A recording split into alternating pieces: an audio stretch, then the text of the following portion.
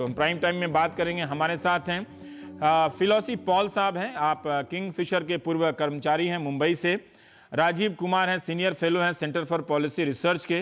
नरेंद्र तनेजा जी हैं, बीजेपी के नेता हैं। पौरंजय गुहा ठाकुरता साहब हैं, अर्थशास्त्री पत्रकार हमारे साथ हैं।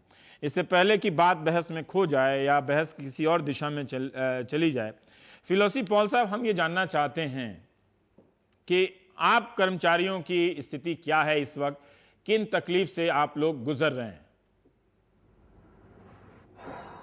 नमस्कार। मैं पूरे बोर्ड को नमस्कार करना चाहूंगा। पहले तो धन्यवाद आप सबका। देखिए, हमारी तकलीफें सिंपल सी है कि हमारी सैलरीज नहीं पेड हुई हैं। ठीक है, 2012 जुलाई का लास्ट महीना था जब हमें सैलरी मिली थी। उसके बाद से किसी एम्प्लॉय को सैलरी नहीं मिली है। ये एक प्रॉब्लम है। दूसरी तो ये है कि हमारे टैक्सेस हमारे सैलरी से डिडक्ट किए गए हैं। हमें टैक्स स्लिप मिला है जो कि इनकम टैक्स ऑफिस के हिसाब से एक फेक टैक्स स्लिप है। उसमें कह रहा है कि कंपनी की हमसे टैक्स डिडक्ट किया गया, बट वो डिपॉजिट नहीं किया गया है। हमें आज के डेट तक टैक्स के इनकम टैक्स डिपार्टमेंट से नोटिस इशू हो रही हैं। मैंने यहाँ तक कि tax department, income tax department, हालांकि मैं कोलकाता से हूँ, आपने मुंबई कहा था जी, माफी चाहूंगा जी। कोलकाता में था पहले, करेक्शन। और मैंने कोलकाता के इनकम टैक्स डिपार्टमेंट में बात भी की थी।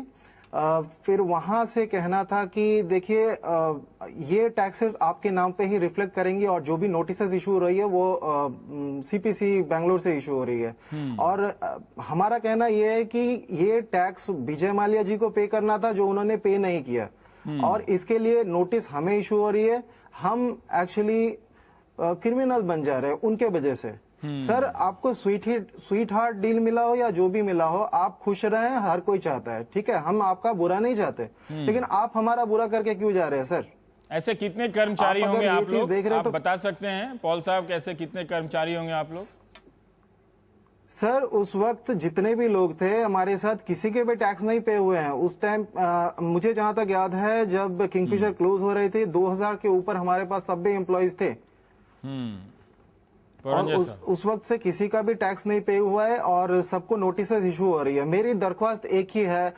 मैं देख सकता हूँ कि यहाँ पे आप बहुत सारे वरिष्ठ लोग भी आए हुए हैं, सरकारी लोग भी हैं। मेरा एक ही रिक्वेस्ट है ऑल गवर्नमेंट एजेंसी से, और हमारे बिलवर्ड प्राइम मिनिस्टर साहब, आप अगर सुन रहे हैं तो प्लीज हमारी दरख्वास्त सुनिए कि ऐसे क्राइम को अगर हम बढ़ावा देंगे तो sir, make in India successful होने के लिए थोड़ा तकलीफ हो जाएगा सर, क्योंकि मेक इन इंडिया को एम्प्लॉयज भी सक्सेसफुल बनाएंगे। अगर विजय माल्या जी के जैसे लोग ऐसे क्राइम करके स्वीट हार्ट डील लेके लंदन जाके बैठ जाएंगे तो he will set an example.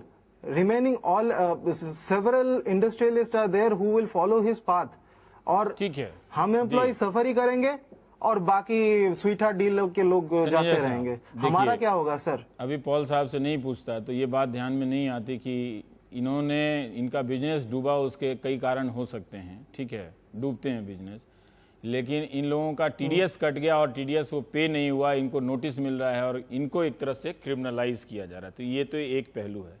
2 साल से भी ये देखा गया है, पिछले 2 साल में भी काफ़ी बैंकों ने ये एनपीए माफ़ किया है। मैं विजय माल्या के केस में भी जानना चाहता हूं और बाकी केस में भी जानना चाहता हूं। ये ज़रूर है कि इसकी वजह से एनपीए का मामला पहले भी उठता रहता था, तो लगता था कि ये सीपीएम टाइप की पार्टियों का काम है जो एनपीए का मामला उठाते हैं। कांग्रेस बीजेपी हमेशा चुप रहती थी। मैं ये जानना चाहता हूं कि क्या आप बताने की स्थिति में हैं कि क्या ठोस कार्रवाई की है इसके अलावा? देखिए, जो एनपीए तो समस्या है और हम लोग सब जानते हैं। जैसे आप किंगफिशर की इस समय बात कर रहे हैं, एनपीए में ये चली गई थी, नॉन परफॉर्मिंग एसेट, ये बन गई थी 2011 में। आज 5 साल हो गए। ये तो 2011 में बन गई थी। उसी समय जो है बैंकों को एक्शन लेना चाहिए था, शुरू कर देना चाहिए था, या जो भी सरकारी क्या अब बैंक एक्शन ले रहे हैं? अच्छा, अब देखिए, प्रश्न यहाँ पे ये आता है कि जब भारतीय जनता पार्टी की सरकार बनी, सबसे पहली बात प्रधानमंत्री स्तर पर बैंकों को कही, पूना के पास एक सम्मेलन हुआ, वहां पे कहा गया कि इसमें आपको किसी की सुनने की जरूरत नहीं है, जो आपके हक हैं, जो कानून है, आप उस हिसाब से चलिए। बहुत अच्छी बात है कि पहले कहा गया, तो बताइए ना 2 साल में किया क्या गया? नहीं, वही मैं उसी पे आ रहा हूं। अच्छा, अब प्रयास यही रहा है और पूरी कोशिश है और उसी के नतीजे हैं कि जो एनपीए है उसका साइज जो है वो कम हो। अच्छा, क्योंकि मैं कोई इसका राजनीतिकरण बहस का आपके साथ नहीं करना चाहता, क्योंकि इसमें, लेकिन हम सब जानते हैं कि एनपीए 2004 में कितने थे और उसके बाद 2014 में कितने थे। आप उसकी टेबल उठा के, आपके पास ना हो तो मैं आपको पेश करूं। नहीं वो ठीक है। अच्छा, तो कितने हुए? हाँ, नहीं जबरदस्त तरीके से बढ़े। अच्छा, अब वो, और दूसरा ये भी हम जानते हैं कि भाई कुछ समय में क्या होता था, पॉलिटिकल इंटरवेंशन होता था। अच्छा, अब जो 2 साल से नहीं हो रहा है, तो बताइए ना कितना एक्शन हुआ है, कितने विलफुल डिफॉल्टर के खिलाफ हुआ है? नहीं, एक्शन ही हुआ है। आप मुझे बताइए ना कि कौन सी कंपनी को, कौन सी कंपनी के नहीं, वही मैं कह रहा हूं, जो विजय माल्या ने जिन कंपनियों का नाम लिया उनका पक्ष या नहीं है, लेकिन फिर भी हुआ है। रवीश कुमार जी, आप ये बताइए कि जब से भारतीय जनता पार्टी की सरकार आई है, किस पॉलिटिशियंस के कहने पर लोन दिया गया? आप ये बताइए ना, कहां पे ये कहा गया, जो वही तो मैं पूछ रहा हूं, किंगफिशर के केस में जैसे हुआ, जब पॉलिटिशियन नहीं कह रहे हैं तो बैंकों की इतनी आजादी है, तो बैंक एक्शन क्यों नहीं ले रहे हैं? पीएम ने पहले कहा, आपने बताया, रघुराम राजन पहले कह चुके हैं, मामला सुप्रीम कोर्ट में है, तो ये एक्शन पर्याप्त क्यों नहीं लिया जा रहा? इसका आप जवाब दे दीजिए ना, कहां लिया जा रहा है? अरे 2004 में चीजें खराब थी, तभी तो आप 2014 में आए, नहीं तो कैसे आते? पहली बात तो यह है कि बैंक क्या एक्शन ले रहे हैं वो आपको बैंक से पूछना पड़ेगा। मैं भारतीय जनता पार्टी के प्रवक्ता के नाते उसका जवाब नहीं दे सकता। लेकिन हाँ, मैं ये कह रहा हूं कि जब से आई हैं बैंकों, आपको क्या लगता है, मतलब प्रवक्ता के नाते नहीं, मतलब आप जानकार हैं, क्या बैंक पर्याप्त एक्शन ले रहे हैं क्या? जब से मैं ये देख रहा हूं, ये एनपीए का मुद्दा बना है और एक्शन लिया है, उसी का तो नतीजा ये आप स्टोरी कर रहे हैं। क्या आप किंगफिशर का जो 2011 से वो अगर एक्शन नहीं है तो क्या है वो? क्या ये उसी का नतीजा है? एक्शन जो हम स्टोरी कर रहे हैं विजय माल्या का, लेकिन उसका नतीजा है वो। एक हद तक आपकी बात सही है। रवीश जी, आप कह रहे हैं क्या आप एक्शन की पूरी कहानी सुना रहे हैं और मुझसे आप सवाल कर रहे हैं? क्या ये वो तो सही है कि इसके बहाने एक एनपीए का चर्चा हुआ है, कुछ लोग कर रहे थे पहले, खासकर वेबसाइट वगैरह, न्यूज़पेपर आप लोग लिखते रहे हैं। जो तनेजा साहब कह रहे हैं, क्या वो स्पष्ट पिक्चर है? क्या बैंक एक्शन ले रहे हैं पिछले 2 साल से? रवि जी, कुछ कहने के पहले मैं बताना चाहता हूं कि मैं श्री विजय माल्या को बहुत साल से पहचानता हूं। हम लोग एक ही स्कूल में 68, 69, 70, 71 साल से मैं उनको पहचानता हूं। तो आपने क्यों नहीं लोन लिया उनकी जरा? मैं लोन नहीं ले लिया। मैं तो पूंजीपति नहीं हूँ। मैं तो पूंजी वैसे हम तो उद्योगपति पहचानते हैं, आप बचपन से पहचानते हैं। उसी समय से उनका पिताजी वो, और उनके पास बहुत संपत्ति थे, और वो उनका जो लाइफस्टाइल भी सब लोग जानते हैं कि हाँ, बड़े पार्टीज होते हैं। सवाल और कुछ है, ये जो एनपीए का मामला आज नहीं, बहुत साल से चल रहा है, और जो जैसे नरेंद्र जी ने कहा, कुछ सालों से हम देख रहे हैं काफी बढ़ गया है। और भारतीय रिजर्व बैंक ने बैंकों को कहा कि आप कुछ कीजिए, और नया जो रूल्स आए हैं, बोला कि क्या एनपीए है। इससे पहले क्या होता था, जो एक अंग्रेजी में कहते हैं एवरग्रीन, आप एक लोन लीजिए, आप वो कर्ज माफी नहीं करते, एक और आपको लोन मिल जाता है, एक के बाद एक। ऐसे बहुत सारे कंपनीज हैं।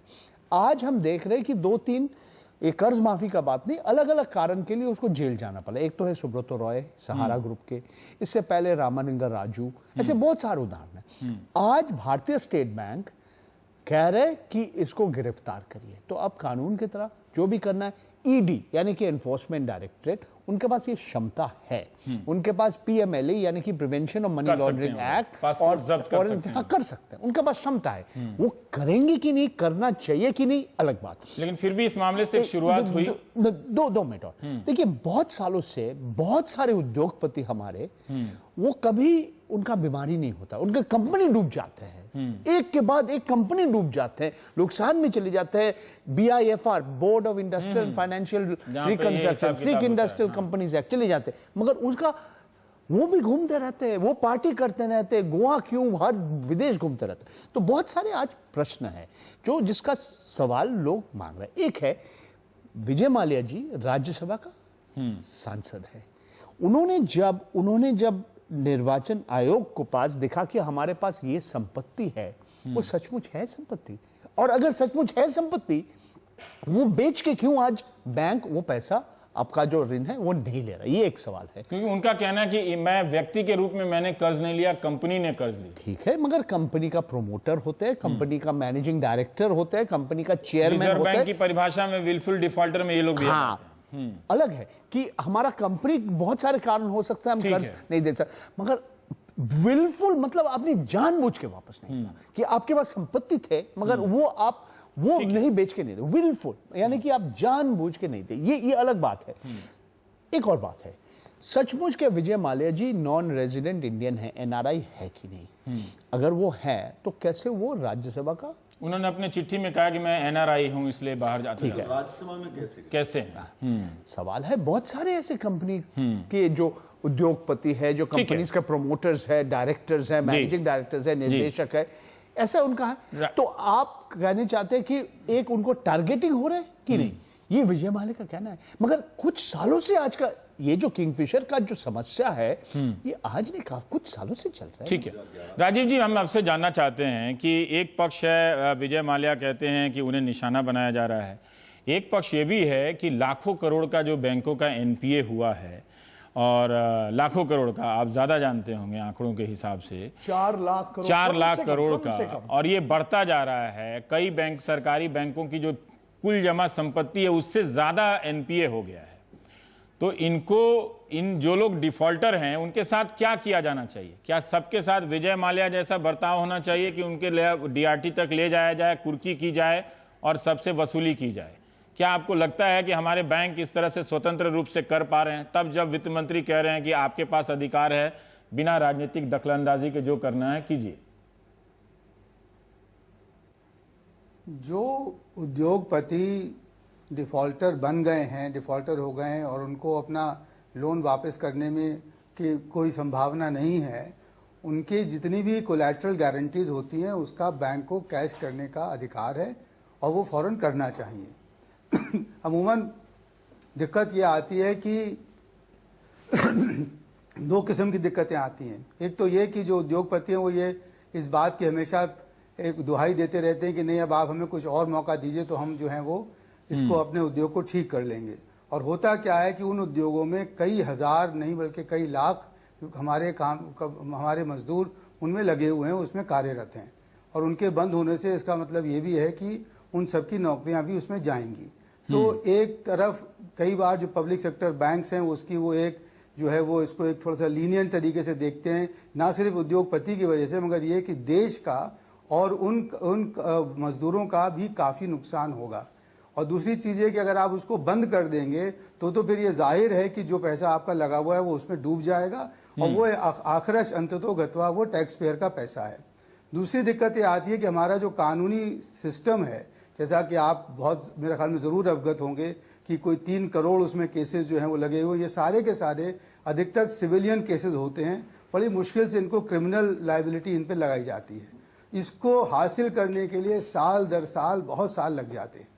मगर मेरा अपना मानना यह है कि जो उद्योगपति जानबूझकर, जैसा कि जिसको विलफुल डिफॉल्टर कहते हैं, और मैं आपको ये भी बता दूं फुल इन्फॉर्मेशन के तौर पर कि मैं 6 साल स्टेट बैंक के सेंट्रल बोर्ड पर डायरेक्टर था और मैंने बहुत जोर डाला कि इनके साथ कार्यवाही होना चाहिए और लोगों के साथ भी।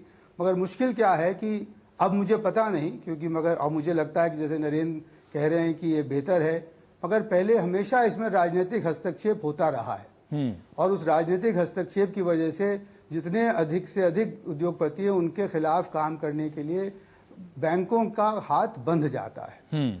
तो ये अगर हस्तक्षेप अब बंद हो गया है और बैंकों को इस बात का अधिकार और उनको आदेश मिले हैं कि इनके साथ काम करना चाहिए, तो उनको काम एक और तरीका इसका ये निकाल सकते हैं कि वो उसको टेक ओवर कर लें।